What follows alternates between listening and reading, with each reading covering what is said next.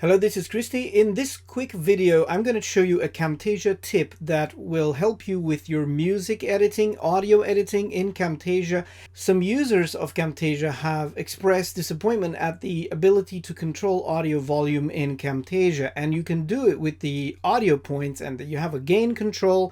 And when you import a music file in Camtasia or a sound file, you don't have too many controls to change the volume. So I'm going to show you a little trick if you're reusing the same type of sound or the same type of melodies in your videos, and you need to adjust the volume for all of them, maybe even vary the volume for the song or for the soundtrack for multiple projects. I want to show you a cool trick to save you some time.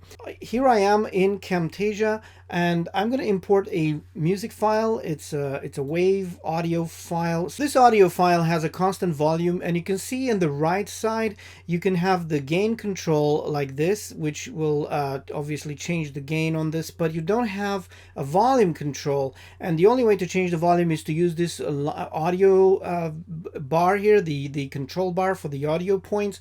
And it is very painful to use if it's a small track like this. And yes, they have added the ability to resize your tracks. So if you want to make more room here, you can make the tracks as high as you need them, and that makes your audio points easier to work with.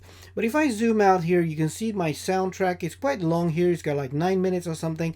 And if you find yourself having to change the volume a lot on soundtracks, maybe different soundtracks on various projects, and you constantly have this pain of changing this volume line all the time, maybe even you want to add some like intro, outro, variation, all of that stuff, and you don't want to do those every time. Let me show you how to do this. It's using a nice component in Camtasia. It's called placeholders, and I didn't think, but actually placeholders also work with audio files. So let me show you. I have this audio file here. So let's suppose that I'm going to zoom in here, and I've already changed the volume on this because I pulled it down here a bit. Maybe I want to use this as a background track. I want to actually make some variation in volume here, so I'm going to just double click on this line here and add a little fade in the middle there. I'm just going to give you an example, add some audio points here, move this up or down, double click. You do your editing on the soundtrack as any way you like to do it. And you can see that I have now this variable volume on this track. Well, let's suppose I want to reuse this on another project, so I don't want to do this exact thing over again. You obviously save your current project like this, but if you right click on this, you can convert this audio track to placeholder, or you can press Ctrl Alt P. So when I do this, look at this. The audio has gone and the audio points have gone. You think so, but no, they have not. So let's suppose now that I'm done with this project, but I want to add this placeholder in my library. Okay, so I'm just gonna right click on this, add to library. This is 9 minutes long, by the way. It doesn't have to be 9 minutes long. It just needs to be long enough to accommodate all of your audio points and everything you did on it. Add to library, and I'm going to use this library here. I'm going to just say example audio placeholder like this. So I added this to my library now. The canvas size or visible size doesn't really matter because there's nothing happening on this placeholder. There's just audio stuff. So click OK. Now this thing is in my library right here. Okay, I'm going to create a new project now. Just completely lose the other project. Here we go.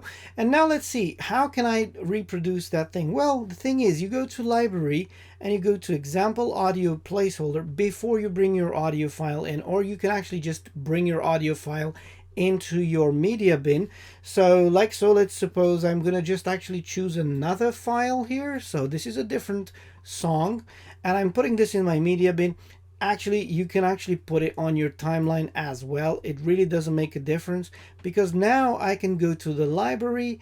I can just drag this example audio placeholder in here, and watch this. I take my audio track, and you can see now when I highlight my audio track, you can see the audio points on the placeholder too. I'm not going to drag this yet. I'm going to just make this larger like this. This is the placeholder track. You can see the audio points are already there. So now I can take my audio track and just drop it on top of the placeholder. You can see the outline of the placeholder becomes kind of green. I'm going to release this, and you get that question: how do you want to replace this placeholder? Do you want a ripple replace, which means filling, filling the space and then pushing everything after it further back to make room, or replace it from the start, so your audio track is going to start at the start of this placeholder, or from the end, or replace it with clip speed, which means it's going to make your audio file fit inside of this placeholder. So remember, my placeholder was 9 minutes long. Well, this is actually going to make your track 9 minutes long, so the audio file. So that may not be what you want.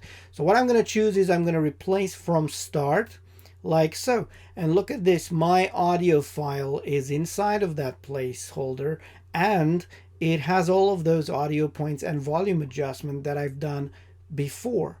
Now, of course, maybe your audio files are not the same volume, all of them. You can still adjust this, of course, but this was a time saver. So if you're always kind of having the same tracks, record the same volume, and you want them to be at the same volume, maybe you're doing like a slideshow and you don't really care about the music as long as maybe the volume is lower, then you can use this procedure. You have your volume already set, just drop the file on top, and you can see all the way to the end my file has been replaced by this audio content here. So yeah, there you go. This is a quick tip. I'm sure probably you knew this from before, but if you did not, I hope this is useful.